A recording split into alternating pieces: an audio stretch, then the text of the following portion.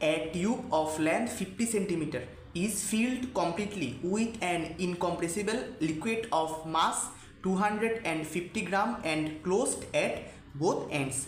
অর্থাৎ হচ্ছে যে একটা টিউব আছে, টিউবটার লেন্থ কত? টিউবটার লেন্থ হচ্ছে যে 50 সেন্টিমিটার। ওকে, সো এই 50 সেন্টিমিটার লেন্থের টিউবটা হচ্ছে যে একটা লিকুইড দ্বারা হচ্ছে যে সম্পূর্ণরূপে পূর্ণ। ঠিক আছে, তো লিকুইডটার কতটুকু ভর? লিকুইডটার ভর হচ্ছে যে 250 গ্রাম। ওকে, সো লিকুইড দ্বারা হচ্ছে আমরা টিউবটা পূর্ণ করার পর দুই প্রান্তই হচ্ছে ক্লোজ করে দিছি। Okay, the tube is then rotated in horizontal plane about one of its ends with a uniform angular velocity x root of f radian per second. অর্থাৎ কি, আমি এই টিউবটা রেডি করলাম, ভিতরে লিকুইড দিলাম, দুই প্রান্ত ক্লোজ করলাম, দেন এই টিউবটাকে আমি হচ্ছে যে একটা প্রান্তের সাপেক্ষে আমি কৌণিক বেগে ঘুরাচ্ছি। ঠিক আছে, কত কৌণিক বেগে ঘুরাচ্ছি? আমি হচ্ছে যে ওমেগা কৌণিক বেগ দিয়ে ঘুরাচ্ছি এই টিউবটাকে। ওকে, সো এই ওমেগা কৌণিক বেগটার মান কত? ওমেগা কৌণিক বেগটার মান হচ্ছে যে x root f radian per second. Okay, এটার মান হচ্ছে x root f radian per second. আচ্ছা, এরপর কি বললো? If f be the force exerted by the liquid at the other end then the value of x will be, যদি আমি এই অক্ষটার সাপেক্ষে যখন এই টিউবটাকে ঘোরানো শুরু করলাম ওমেগা কৌণিক বেগ দিয়ে, ঠিক আছে, তো তখন হচ্ছে যে এই ভিতরে যে লিকুইডগুলো আছে, লিকুইডগুলো হচ্ছে যে অপর সাইডে f পরিমাণ বল এক্সার্ট করতেছে, তাহলে এই x এর মানটা কত হবে? আচ্ছা, সো টোটাল কোয়েশ্চেনটা কি? টোটাল কোয়েশ্চেনটা হচ্ছে এরকম যে হচ্ছে আমার কাছে একটা টিউব ছিল, টিউবটার মধ্যে হচ্ছে আমি একদম সম্পূর্ণরূপে টিউবটা ফিল করছি কি দ্বারা? একটা লিকুইড দ্বারা অথবা ওয়াটার দ্বারাও বলতে পারে। সো ফিল করার পর দুইটা এন্ড ক্লোজ করে দিলাম। ক্লোজ করে দেওয়ার পর একটা প্রান্তের সাপেক্ষে হচ্ছে যেটাকে ঘুরাচ্ছি। ঠিক আছে, কত কৌণিক বেগ দিয়ে ঘুরাচ্ছি? x রুট f কৌণিক বেগ দিয়ে ঘুরাচ্ছি। সো আমি যখন এটাকে x রুট f কৌণিক বেগ দিয়ে ঘুরাচ্ছি তখন এই ভিতরে যে তরলগুলো আছে এই তরলগুলো অপর প্রান্তকে f পরিমাণ বলে বিপরীত দিকে ধাক্কা দিচ্ছে। ঠিক আছে, তাহলে এই x এর মানটা কত? এটা আমার থেকে বের করতে বলছে।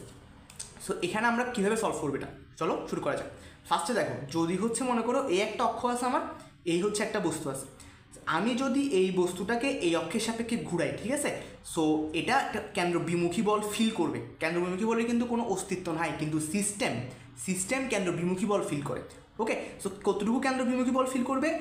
m ওমেগা স্কয়ার r, যেখানে আরটা কি? আরটা হচ্ছে এই বস্তুটা থেকে এই অক্ষটার ডিস্টেন্সটা। ঠিক আছে, সো এখন দেখো এই যে একটা টিউবটার মধ্যে দেখো তো কতগুলো তরলের ক্ষুদ্র ক্ষুদ্র ক্ষুদ্র ক্ষুদ্র ক্ষুদ্র ক্ষুদ্র অণু। ঠিক আছে, সো প্রতিটা অণুই হচ্ছে কি? বিপরীত দিকে m ওমেগা স্কয়ার r পরিমাণ কেন্দ্রবিমুখী বল ফিল করতেছে না? সো আমি যখন হচ্ছে যে টোটাল এই টিউবটাকে এই যে অক্ষের সাপেক্ষে ঘুরাচ্ছি, এর ফলে টোটাল তরলগুলো কী পরিমাণ কেন্দ্রবিমুখী বল ফিল করবে ওটা বের করতে চাই, আমার থেকে কী করা লাগবে? আমার থেকে ইন্টিগ্রেশন করা লাগবে। ঠিক আছে, সো ইন্টিগ্রেশন যখন আমি করব আমার থেকে অবশ্যই হচ্ছে একটা ক্ষুদ্র পার্ট আগে ধরে বের করে নেওয়া লাগবে, এরপর ওই ক্ষুদ্র পার্ট থেকে ইন্টিগ্রেশন করে এই পুরো লেন্থের জন্য কতটুকু কেন্দ্রবিমুখী বল তৈরি হবে ওটা বের করতে হবে। ঠিক আছে, সো আমরা হচ্ছে ফার্স্টে এই একটা ক্ষুদ্র একটা পার্ট ধরে নিলাম। ঠিক আছে, এই ক্ষুদ্র পার্টটা কত? এই ক্ষুদ্র পার্টটা হচ্ছে সাপোজ dy পরিমাণ পার্ট।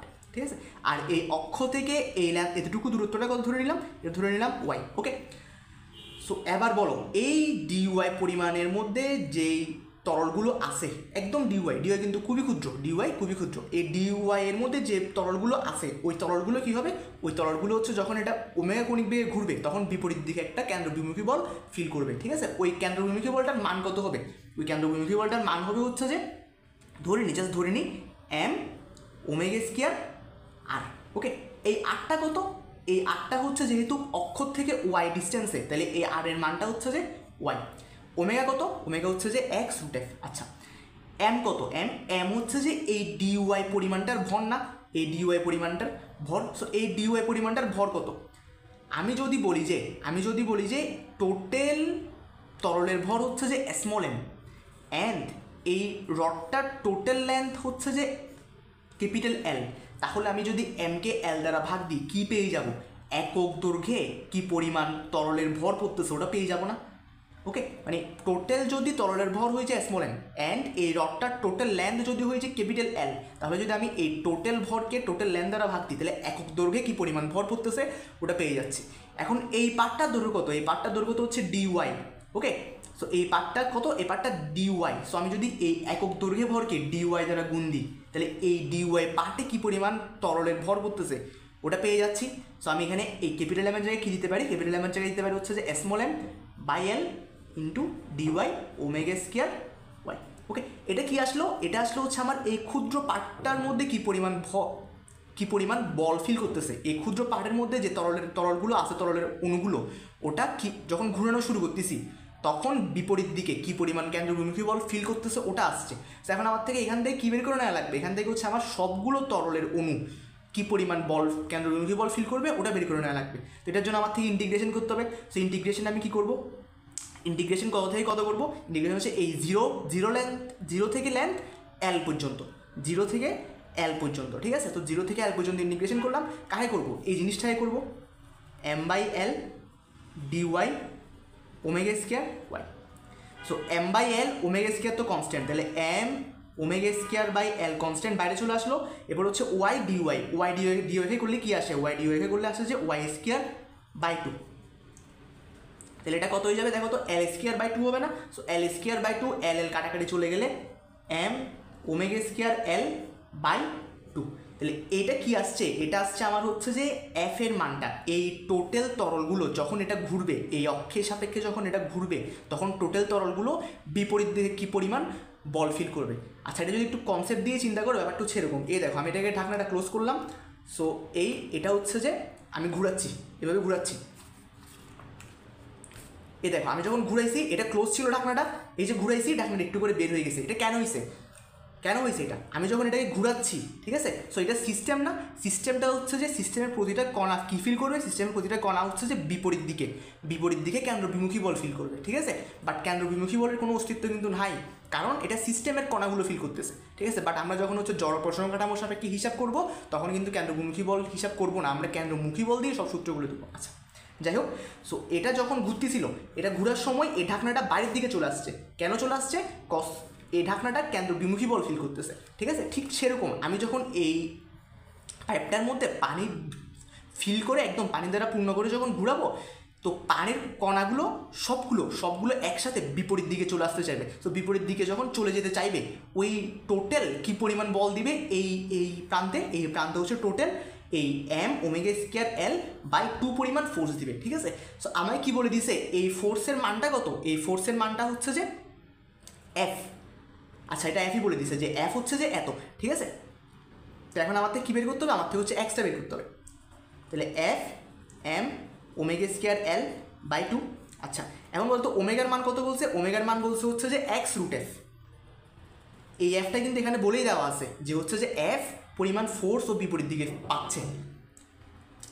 সো ওমেগার মান হচ্ছে যে এক্স রুট এফ, তাহলে ওমেগা স্কোয়ার হবে যে X square F L by 2। আমার লাগবে কি, আমার লাগবে হচ্ছে এফ এক্স। তো আমি যদি এখান থেকে এক্স বের করি, এক্স কত, এক্স হচ্ছে যে 2 F M X square F এল।